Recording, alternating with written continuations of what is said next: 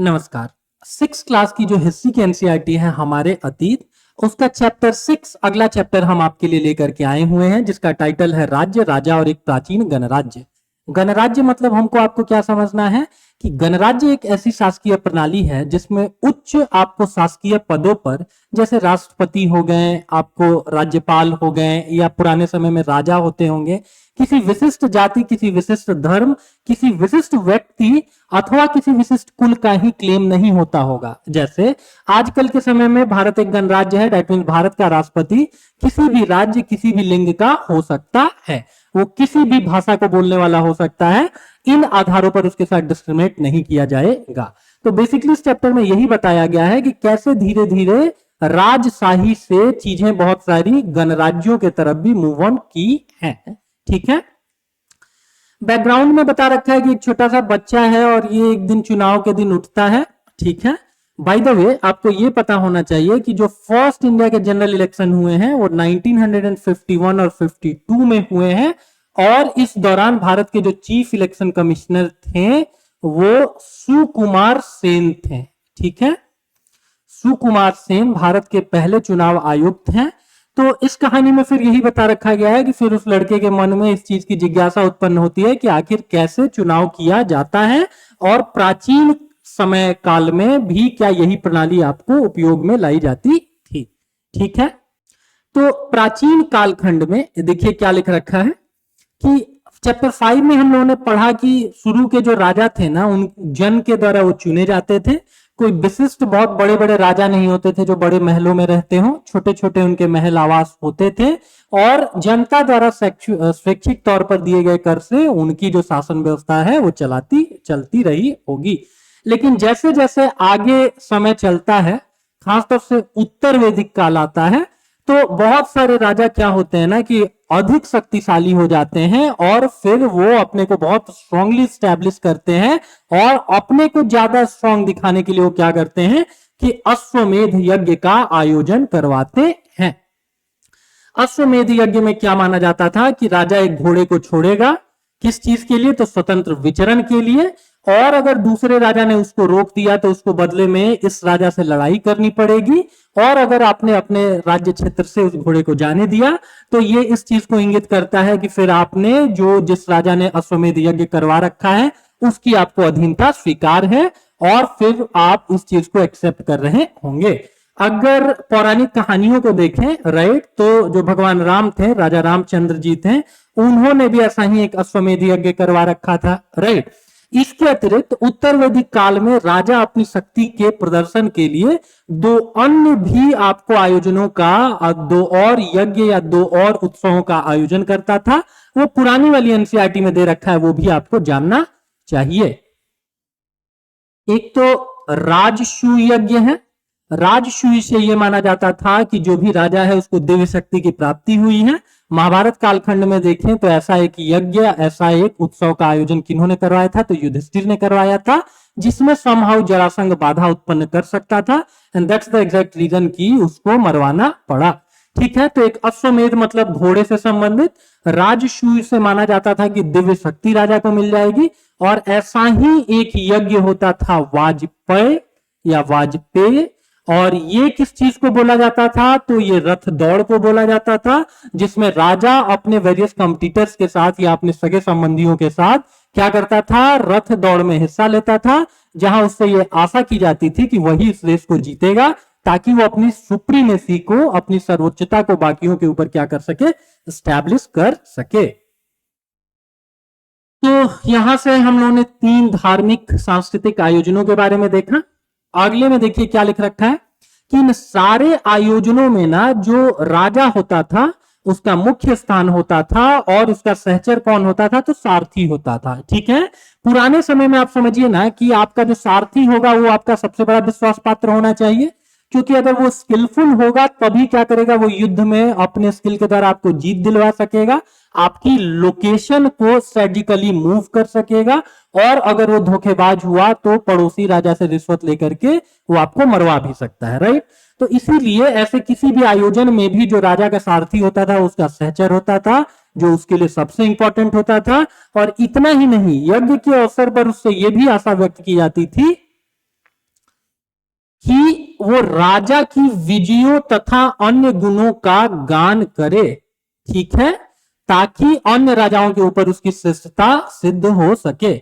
जातक कथाएं बोलते हैं भगवान बुद्ध के पूर्वजन्म की कथाओं को, और ऐसी ही एक कथा है भगवान बुद्ध की जिसमें भगवान बुद्ध पूर्व जन्म में एक राजा थे, और एक सकरे पुल के ऊपर आकर के उनका रथ क्या होता है ना कि आपको रुक जाता है, उस सकरे रास्ते से, सकरे पुल से एक ही रथ पास ऑन कर सकता था, और सामने से भी राजा एक आ रहा होता है। तो इस बात का फैसला कैसे होगी कौन सा राजा पहले पास करेगा?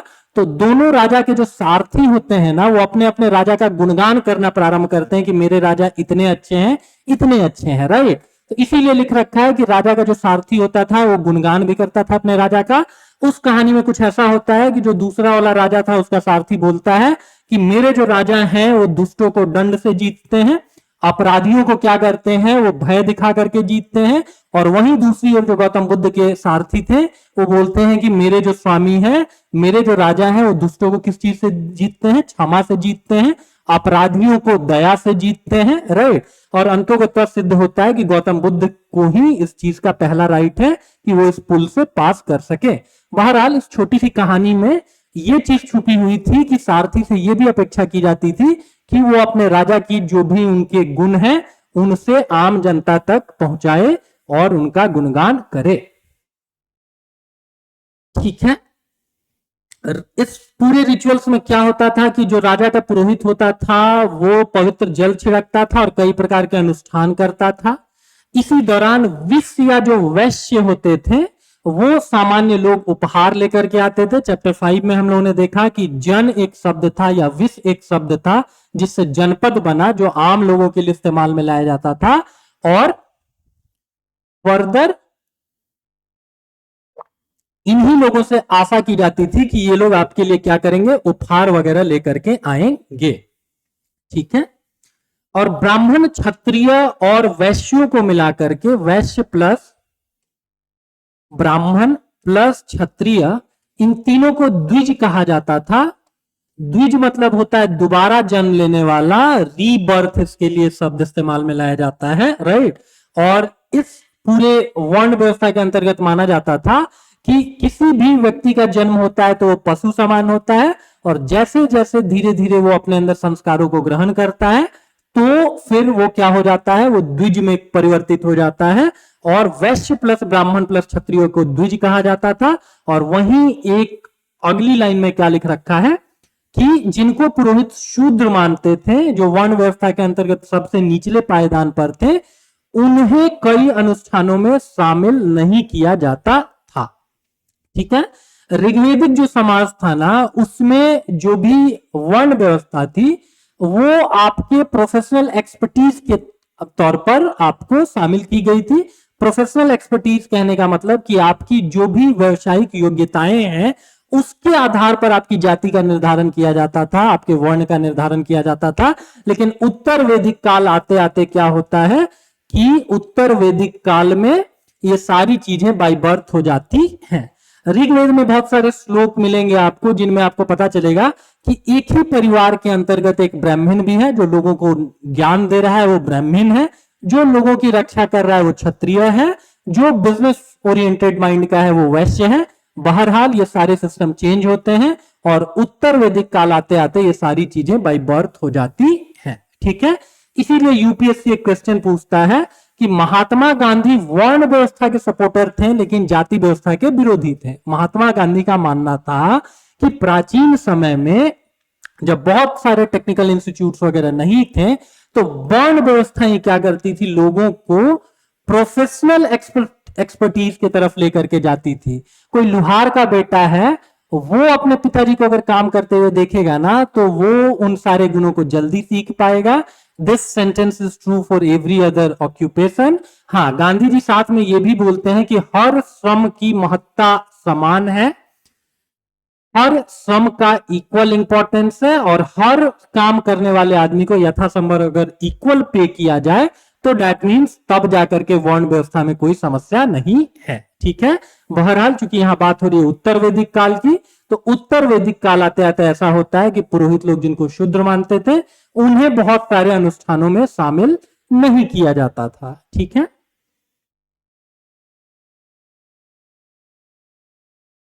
उसके अगले में देखिए वर्ण व्यवस्था के बारे में क्या लिख रखा है।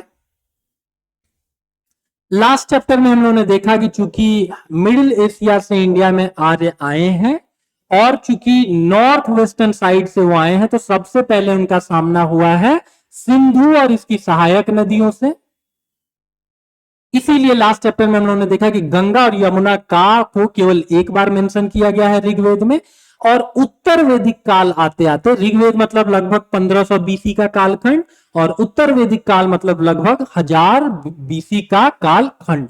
तो इन 500 सालों में क्या हुए हैं कि ये लोग धीरे धीरे अपने को एक्सपेंड कर लिया है इन लोगों ने सिंधु यमुना क्षेत्र में और पार्डन में गंगा यमुना क्षेत्र में, और सिंधु नदी तंत्र के वाले क्षेत्रों से निकल करके अब ये लोग फैल गए हैं गंगा यमुना क्षेत्र में, और यहां आकर के भी इन्होंने बहुत सारे ग्रंथों की रचना की है। ठीक है, ऋग्वेद के बाद रचे होने के कारण ही ये उत्तर वैदिक ग्रंथ कहलाते हैं।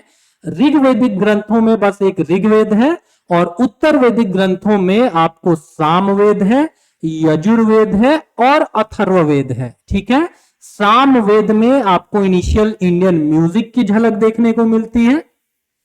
ऋग्वेद की ऋचाओं को या सूक्तों को ही जब लयबद्ध तरीके से गाया जाता है तो उनका संकलन सामवेद में है। आपको यज्ञ आदि करने के समय किन बातों का ध्यान रखना चाहिए, किन रिचुअल्स को परफॉर्म करेंगे तो कौन से विशिष्ट देवता प्रसन्न होंगे, ये सारी अनुष्ठानों की चर्चा आपको यजुर्वेद में है। और वहीं आपको अथर्ववेद में आपको चिकित्सा शास्त्र या जादू टोना से संबंधित आपको विषय वस्तु देखने को मिलती है। ठीक है, तो इन सारे ग्रंथों को क्या कहा जाता है, उत्तर वैदिक ग्रंथ कहा जाता है। अन्य ग्रंथों में क्या शामिल है, तो ये चीज ध्यान रखेंगे कि सबसे पहले रचना की गई है वेदों की। वेदों का एक्सप्लेनेशन है ब्राह्मण ग्रंथों में।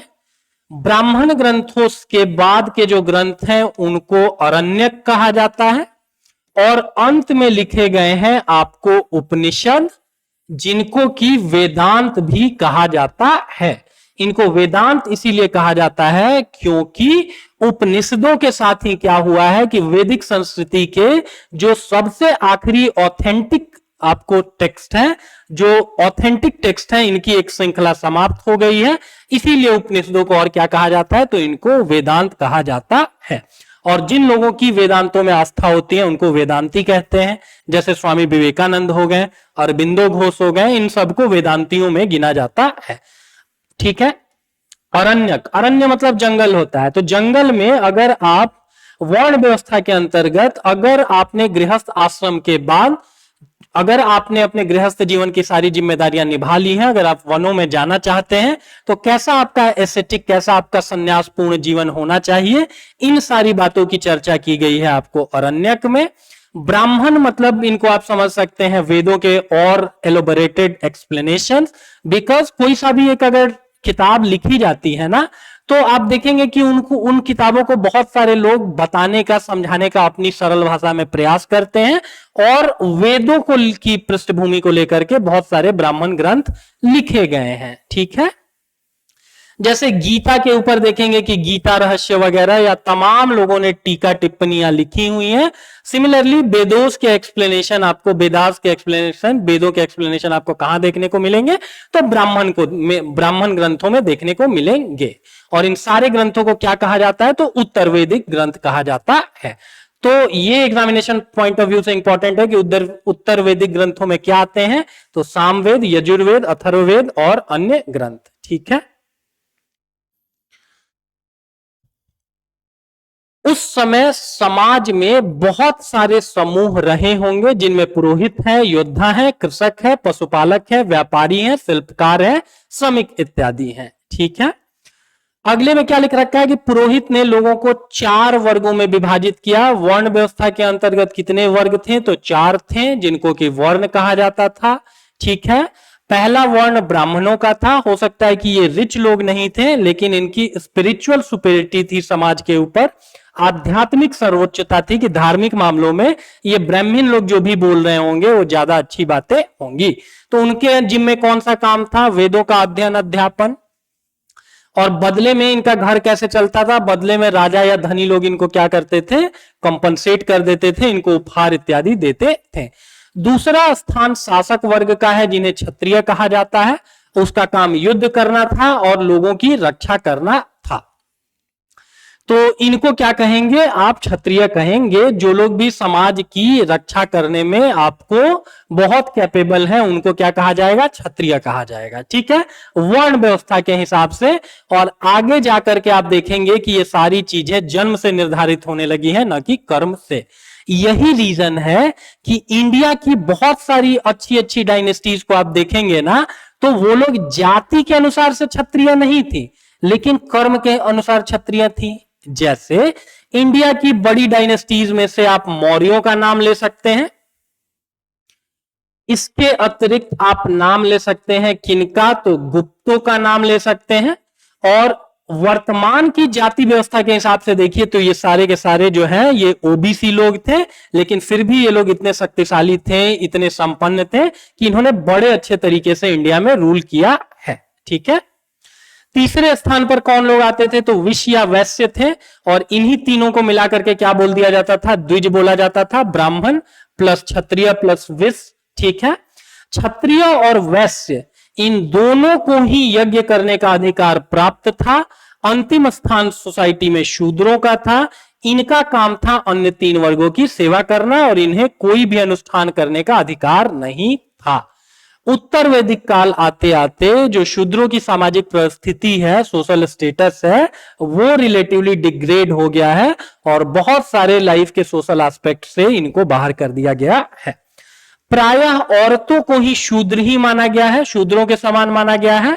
और महिलाओं तथा शूद्रों को वेदों के अध्ययन का अधिकार नहीं दिया गया है। ठीक है, जैसे लास्ट क्लास में जो ऋग्वेदिक सोसाइटी से संबंधित थी, हम लोगों ने देखा कि जो भी विद्वान महिलाएं होती थी उनको ब्रह्मवादिनियां कहा जाता था, जैसे लोपामुद्रा। तो इन इंटेलेक्चुअल महिलाओं की समाज में सामाजिक परिस्थिति अच्छी थी। हाउएवर उत्तर वैदिक काल आते आते इनको भी शूद्रों की तरह से ट्रीट किया जाने लगा। समाज के वेरियस पॉलिटिकल डिसीजंस में इनका कोई स्थान नहीं रह गया था और इन्हें भी वेदों के अध्ययन का अधिकार अब नहीं दिया जा रहा था। ठीक है, अगला एक और कमी क्या थी इस वर्ण व्यवस्था में कि अब सभी वर्णों का निर्धारण जन्म के आधार पर होता था, जो कि ऋग्वेदिक समाज में नहीं होता था। बट पोस्ट ऋग्वेदिक काल आते आते, उत्तर ऋग्वेदिक काल आते आते वर्णों का निर्धारण आपको किस आधार पर किया जाने लगा? तो जन्म के आधार पर किया जाने लगा। ठीक है, कुछ लोगों को अछूत मान लिया गया और अछूत वर्णों में बहुत सारे लोग कौन से थे? जो शिल्पकार थे, शिकारी थे या भोजन संग्राहक थे। इनमें वे लोग भी आ रहे होंगे जो शवों को दफनाने या जलाने का काम करते थे और इन लोगों से संपर्क को अपवित्र मान लिया गया। ठीक है, तो अछूत की संकल्पना भी इसी कालखंड में आई है और जो लोग भी शवों को दफनाने या जलाने का काम करते थे उनसे सामाजिक संपर्क रखना अब अच्छा नहीं माना जाने लगा। और ये सारी सामाजिक बुराइयां किस कालखंड की हैं? तो उत्तर वैदिक काल की है। ठीक है, उसी समय देखेंगे कि इसी महाद्वीप के पूर्वोत्तर क्षेत्र जैसे कई इलाकों में सामाजिक आर्थिक असमानता बहुत कम थी, क्योंकि इन क्षेत्रों में अभी तक जो ये सिंधु से जो लोग निकल करके गंगा यमुना क्षेत्र तक आए थे, उनका प्रचार प्रसार अभी तक पूर्वोत्तर क्षेत्रों में नहीं हुआ था। क्यों नहीं हुआ था? क्योंकि यहां पर देखेंगे कि इंडिया में आज भी सबसे बड़ी मात्रा में वन पाए जाते हैं, तो उस समय तो और बड़ी संख्या में पाए जाते होंगे। तो इन इलाकों में बाहर के लोगों का अभी तक पेनिट्रेशन नहीं हुआ था। ठीक है, लास्ट चैप्टर में हम लोगों ने देखा ही हुआ है कि जनपद का शाब्दिक अर्थ होता है जन के बसने की जगह। जन मतलब जनता, पद मतलब पांव। जहां बड़ी संख्या में लोग रहते हो ऐसी जगह को हम क्या बोलते हैं? जनपद बोलते हैं। और उत्तर वैदिक काल के बाद आपको बहुत सारे बड़े बड़े ऐसे ही महाजनपद देखने को मिलते हैं। जैसे बुद्धिस्ट ग्रंथों में कितने महाजनपदों की चर्चा है? तो 16 महाजनपदों की चर्चा है, जिनमें से 3 महाजनपद आपको कहां मिलते हैं? तो बिहार की धरती पर 3 मिलते हैं। एग्जाम में पूछे कितने महाजनपद थे तो 16, और इसमें से कितने बिहार में अवस्थित थे तो 3, और सबसे शक्तिशाली महाजनपद कौन सा था तो मगध था। ठीक है, अब इन जनपदों के अवशेष कहां मिलते हैं, कहां पर बस्तियों की आपको अवशेष मिलते हैं तो दिल्ली में पुराना किला का क्षेत्र, उत्तर प्रदेश में आपको मेरठ के पास हस्तिनापुर में, और एटा भी वहीं उत्तर प्रदेश में है, वहां अतरंजी खेड़ा करके जगह है। इन सारी जगहों पर आपको क्या मिलते हैं तो आपको जनपदों के प्रमाण मिलते हैं। ठीक है, इस कालखंड के लोगों ने अब मिट्टी के सुंदर सुंदर बर्तन बनाना भी आरंभ कर दिया था। इसमें कुछ धूसर रंग के होते थे और कुछ लाल रंग के होते थे। धूल शब्द से बेसिकली धूसर बना है, राइट, तो उससे मिलता जुलता जो रंग है, जैसे यही कलर को आप मान सकते हैं। तो किस कलर के मिट्टी के जो बर्तन पाए जाते हैं, किस कलर के पाए जाते हैं तो धूसर या लाल रंग के आपको मिट्टी के बर्तन पाए जाते हैं, और इन्हीं को क्या बोला जाता है चित्रित धूसर पात्र। चित्रित इसलिए क्योंकि इस कालखंड तक आते आते, उत्तर वैदिक कालखंड आते आते सभ्यता और संस्कृति का प्रचार प्रसार थोड़ा ज्यादा हो रखा था। ठीक है, और अब लोगों को लगता था कि रिक्त जगहों पर आप चित्रकारी कर सकते हैं, रंगों के द्वारा आप अपने जीवन को क्या बना सकते हैं सरस बना सकते हैं। And that's the exact reason की एवरी पॉसिबल एस्पेक्ट पे चित्रकारी की जाने लगी, और तभी इनको क्या कहा जाता है चित्रित धूसर पात्र कहा जाता है। ठीक है,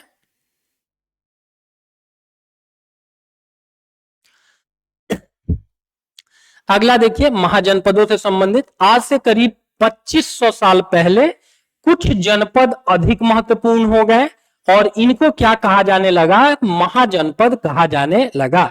जैसे आज भी अगर आप वर्ल्ड में देखेंगे तो कुछ पावर्स सुपर पावर्स हैं, कुछ जगहों में जनता का संकेंद्रण ज्यादा हो रखा है, और ठीक उसी प्रकार से कुछ ऐसे जनपद थे, कुछ ऐसी बस्तियां थी जो ग्रेजुअली बढ़ते बढ़ते साइज में बढ़ गई या उनका स्ट्रेटेजिक इंपॉर्टेंस भी ज्यादा हो गया, तो इनको हम लोग बोलते हैं महाजनपद।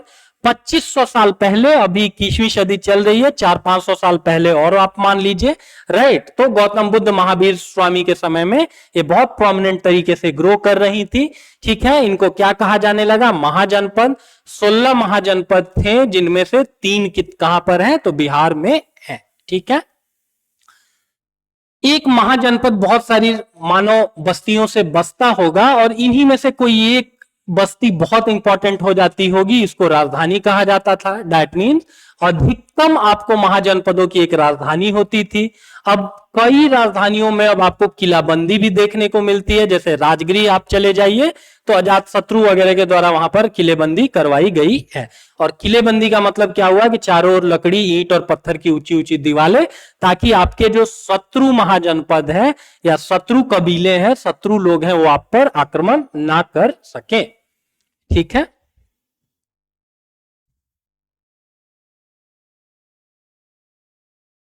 जैसे यहां पर कुछ महाजनपदों के बारे में आपको दिख रहा होगा, एक तो कौशल दिख रहा होगा, पांचाल दिख रहा होगा, हस्तिनापुर दिख रहा होगा, कौशाम्बी दिख रहा होगा, मगध जिसकी राजधानी आपको राजगृह दिख रही होगी, और अंग दिख रहा होगा। ठीक है, तो इनको भी आप अपनी फिजिकल जो अगर आपके पास एनसीईआरटी है तो उसमें एक बार मार्क करेंगे, और नहीं तो हमारे टेलीग्राम चैनल से इस एनसीईआरटी को डाउनलोड कर लेंगे।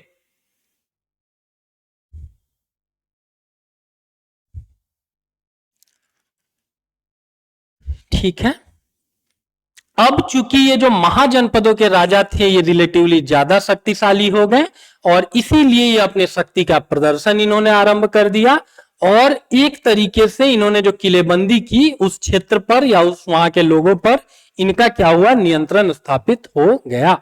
ठीक है, लास्ट कालखंड में हम लोगों ने देखा था कि जो ऋग्वेदिक राजा था वो बहुत सशक्त नहीं था, वो जनता द्वारा ही दिए गए स्वैच्छिक कर पर या स्वैच्छिक अनुदान के द्वारा उसका जीवन यापन होता था, उसके पास कोई स्थायी सेना भी नहीं होती थी। लेकिन अब जो राजा है ये आपको एक सेना रखने लगा, ये सेना स्थायी होने लगी, और सिपाहियों को जब नियमित वेतन देने का प्रश्न आया तो डेट मीन्स कि अब उनको भुगतान भी जो है वो नगद में करना पड़ा, और इसके लिए कुछ सिक्कों वगैरह की स्थानीय व्यवस्था डेवलप की गई, और ऐसे ही सिक्कों को क्या कहा जाता है, आहत सिक्के कहा जाता है।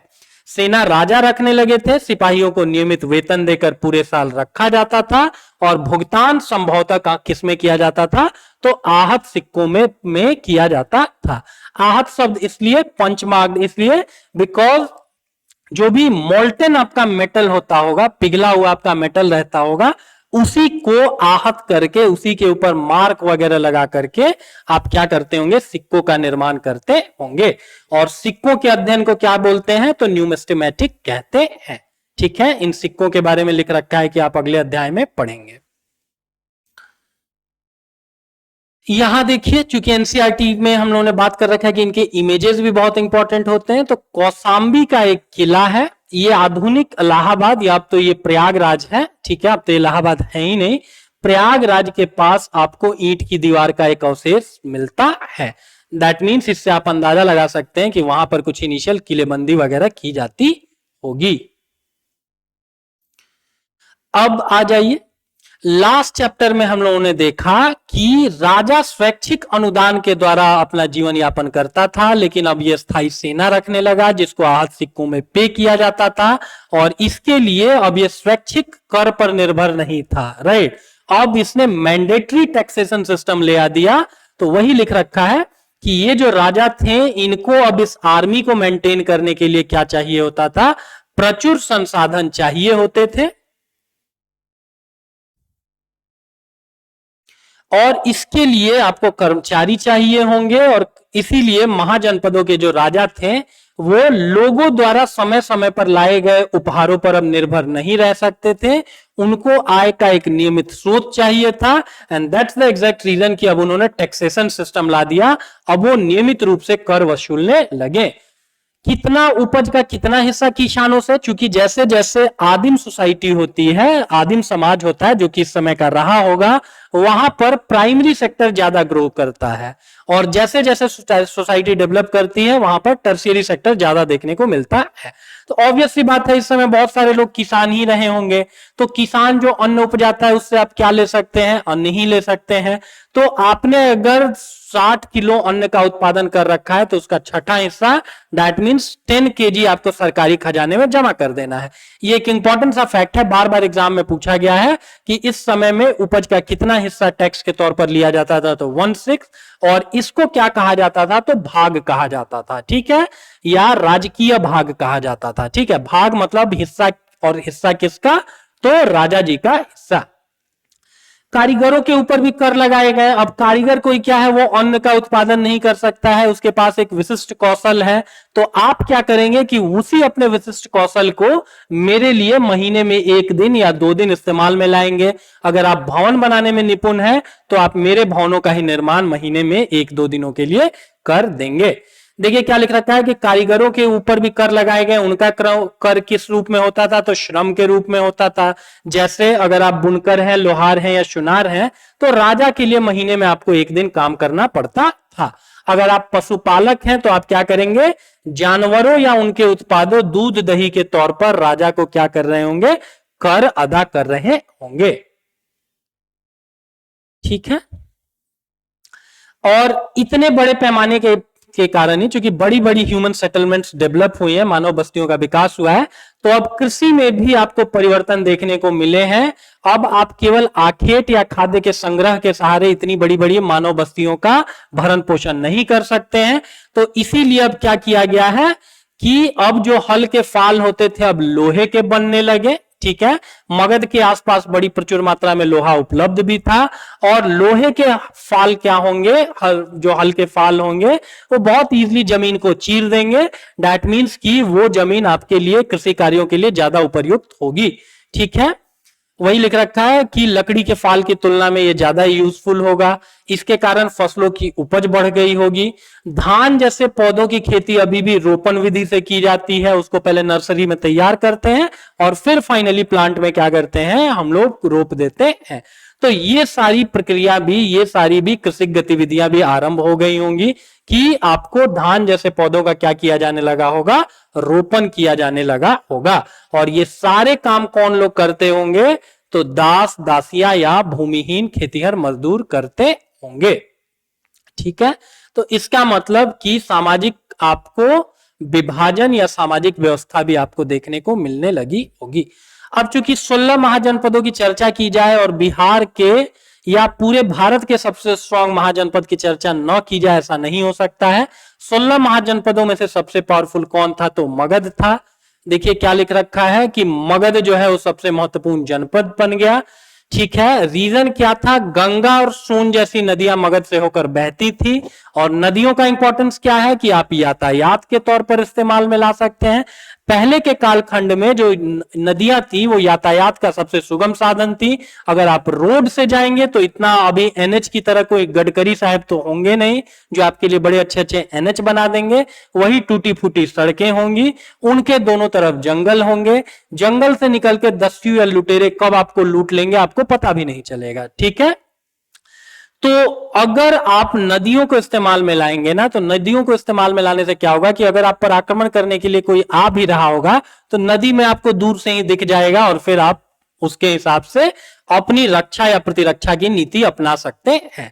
तो नदियां क्या काम करती थी, यातायात के लिए, जल वितरण, बड़ी संख्या में अगर ह्यूमन सेटलमेंट होगा तो उसकी जल की आवश्यकता भी ज्यादा होगी। अभी आप देखेंगे कि यमुना के जल को लेकर के दिल्ली हरियाणा जैसे राज्य आपस में लड़ते रहते हैं, तो उस समय भी वाटर जो है सो कि हमेशा से इंपॉर्टेंट रहा है। और तीसरा, अगर नदियां कहीं पर बह रही हैं तो दैट मीन्स आसपास की जगहों को आप क्या कर सकते हैं, उपजाऊ बना सकते हैं। ठीक है, इन जंगलों में रहने वाले हाथियों को पकड़कर और उन्हें प्रशिक्षित कर सेना के काम में लगाया जाता था। ठीक है, आपको जानकर के आश्चर्य हो सकता है कि जो सिकंदर था, अलेक्जेंडर था, उसके सैनिक डर के मारे आपको मगध पर आक्रमण करने के लिए नहीं आए हैं, क्योंकि उनको क्या पता चला कि मगध की सेना में 3000 से लेकर के 6000 तक हाथी हैं। ठीक है, और हाथियों को लोग दानव के तौर पर ट्रीट करते थे, बिकॉज ये लोग यूरोप से अगर आ रहे हैं, यूरोप में हाथी वाथी नेचुरली आपको नहीं मिलते थे, तो इनको हाथी भारी भरकम एक दानव के जैसा देखने में लगता होगा। और ये आंकड़ा कहां से है, तो ओल्ड एनसीईआरटी में है। कितने एग्जैक्ट हाथी रहे होंगे ये न गिन के हम बता सकते हैं ना आप बता सकते हैं, बट चूंकि एनसीईआरटी में दिया हुआ है पुरानी वाली में, तो ये डेटा भी आपको पता होना चाहिए कि मगध की सेना में लगभग कितने हाथी थे, तो 6000 हाथी थे। ठीक है, उसके अगले में देखिए, मगध में 2 बहुत ही शक्तिशाली शासक होते हैं, उनका आपको नाम पता होना चाहिए, बिंबिसार और अजातशत्रु। किस डायनेस्टी से संबंधित थे, हर्यक से संबंधित थे। बिंबिसार की बात की जाए तो ये 544 से लेकर के 492 बीसी तक इनका कालखंड रहा था, इनका शासन रहा था। और 492 से लेकर के 460 या किसी किसी किताब में 62 भी मिलेगा बीसी तक कालखंड किनका था, तो अजातशत्रु का था। किस डायनेस्टी से संबंधित थे, तो हर्यक थे। अजातशत्रु के पिताजी थे आपको बिंबिसार, और अजातशत्रु ने इवन अपने पिताजी की हत्या करके ही वो राजा बना था। ठीक है, इनकी राजधानी क्या रही थी, आरंभिक राजधानी राजगृह थी, जो आधुनिक समय में राजगृह क्या कहा जाता है, राजगीर कहा जाता है। और आगे जाकर के पाटलिपुत्रा या आज का पटना इनकी कैपिटल हो गई है। और इसकी स्थापना किसने की, तो उदयन ने की। ये सारे क्वेश्चन आपसे पूछे जाते हैं। 2300 साल से भी पहले की बात है, मैसेडोनिया, ये मैसेडोनिया कहां पर है, तो यूरोप में है। यहां का कोई राजा सिकंदर विश्व विजय करना चाहता था। एग्जाम में पूछते हैं कि ये भारत में कब आया है, भारत में इसने कब आक्रमण किया है, तो एग्जैक्ट 326 बीसी में अलेक्जेंडर भारत पर आक्रमण करने के लिए आता है। और कुछ 323 बीसी में जब वो यहां से लौट रहा था तो बेबीलोन नामक जगह पर वो मर जाता है। ठीक है, तो उसकी मृत्यु कहां हुई, बेबीलोन में। किस ईयर में, 326 बीसी में। ये जगह इराक ईरान में अवस्थित है। और भारत पर आक्रमण कब, तो 326 बीसी में। और वो भी मगध तक ये नहीं चढ़ पाया क्योंकि इसके सैनिकों में विद्रोह हो गया। उनको जब पता चला कि मगध इतना एक सशक्त राज्य है कि उसके पास लगभग 6000 हाथी हैं। ठीक है। उसी बात को देखिए क्या लिख रखा है कि वो मगध की ओर भी कूच करना चाहता था, चाहा तो उसके सिपाहियों ने इनकार कर दिया। वे इस बात से भयभीत थे कि भारत के शासकों के पास पैदल, रथ और हाथियों की बहुत बड़ी संख्या है। मगध के बारे में ओल्ड एनसीईआरटी में लिख रखा है कि मगध के पास, नंदों के पास उस समय लगभग 2 लाख की पैदल सेना, 20,000 आपको घुड़सवार और 3,000 से लेकर के 6,000 के मध्य हाथी थे। राइट। खासतौर से हाथियों से भयभीत होकर के, हाथियों को ये लोग ब्लैक डीमंस बोलते थे, काले राक्षस बोलते थे, क्योंकि यूरोप में नेचुरल हैबिटाट में हाथी मिलते ही नहीं है, तो विशिष्ट कर हाथियों से डर करके ये लोग कभी भी मगध तक नहीं चढ़ पाए। ठीक है। अगला देखिए कि मगध के पास ही एक वज्जी राज्य था, और वज्जी कैसा राज्य था जिसकी राजधानी वैशाली थी। यहां एक अलग तरह की शासक व्यवस्था थी जिसे गण या संघ कहते हैं। ठीक है। संघ मतलब क्या हुआ कि छोटे छोटे, फेडरेशन मतलब क्या हुआ कि छोटी छोटी शासकीय व्यवस्थाओं ने इस चीज के ऊपर एग्री किया कि एक बृहत्तर शासकीय व्यवस्था का हम निर्माण करते हैं, और हमारा स्वतंत्र एग्जिस्टेंस भी इसी फेडरेशन के अंतर्गत रहेगा। हाउएवर आपको डिफेंस हो गया या ऐसे ही इंपॉर्टेंट इश्यूज के ऊपर हम लोग कॉमन स्टैंड लेंगे, हाउएवर हमारा स्वतंत्र एग्जिस्टेंस भी हो रहा होगा। तो ऐसे ही 8 गण या आपको 8 छोटी शासकीय व्यवस्थाओं से एक बड़ा गणतंत्र बना था, या एक बड़ा गण बना था जिसका नाम संघ बना था, जिसका नाम वज्जी है। इसकी राजधानी कई बार बीपीएससी पूछ रखा है, वैशाली थी, और ये शासकीय व्यवस्था के अंतर्गत बहुत सारे शासक इसमें होते थे। ठीक है। छोटी शासकीय इकाइयां होंगी, छोटे छोटे राज्य होंगे, तो उनके अपने शासक होंगे। बस उन्होंने इस चीज को एग्री कर रखा था कि जैसे डिफेंस, कोई एक राजा हमारे ऊपर, बड़ा राजा आक्रमण करेगा तो हम लोग 8 जो संघ के पार्ट हैं ये मिल करके अपने को डिफेंड करेंगे। हाउएवर हमारा स्वतंत्र अस्तित्व ऐसे ही चलता रहेगा। ठीक है। लिख भी रखा है, देखिए शत्रुओं के आक्रमण से निपटने के लिए वो क्या करते थे, मिलकर चर्चाएं करते थे, और स्त्रियां, दास और कर्मकार, दैट मीन्स कि जो कर्मकार थे वो इन सभाओं में कोई हिस्सा नहीं लेते थे। ठीक है। बुद्ध और महावीर स्वामी का जन्म भी इन्हीं गणों से संबंधित है। इसकी चर्चा हम लोग कहां करेंगे, नेक्स्ट चैप्टर में करेंगे। ठीक है। और बौद्ध साहित्य में संघ के जीवन के बारे में बहुत ही सजीव वर्णन मिलता है। गण शब्द का प्रयोग किया जाता है कई सदस्यों वाले समूह के लिए। तो छोटे छोटे अगर समूह इस चीज के ऊपर एग्री करते हैं, उप समूह के एक बड़ा समूह बनाते हैं, उसको हम क्या बोलते हैं, गण बोलते हैं। ठीक है। वज्जी संघ का यह वर्णन आपको कहां मिलेगा, दीर्घ निकाय में मिलेगा। और दीर्घ निकाय क्या है, एक प्रसिद्ध बौद्ध ग्रंथ है जिसमें बौद्ध, भगवान बुद्ध के कई व्याख्यान दिए गए हैं। दिग्ग निकाय किनका धार्मिक ग्रंथ है, तो ये बुद्धिस्टों का है, इसको एक बार ध्यान रखेंगे। और ये भी ध्यान रखेंगे कि अजात शत्रु जो है वो वज्जी संघ पर आक्रमण करना चाहते थे, और उन्होंने अपने मंत्री वत्सकार को बुद्ध के पास सलाह लेने के लिए भेजा था। ठीक है। कौन सा राजा वज्जी संघ पर आक्रमण करना चाहता था, तो अजात शत्रु। ठीक है।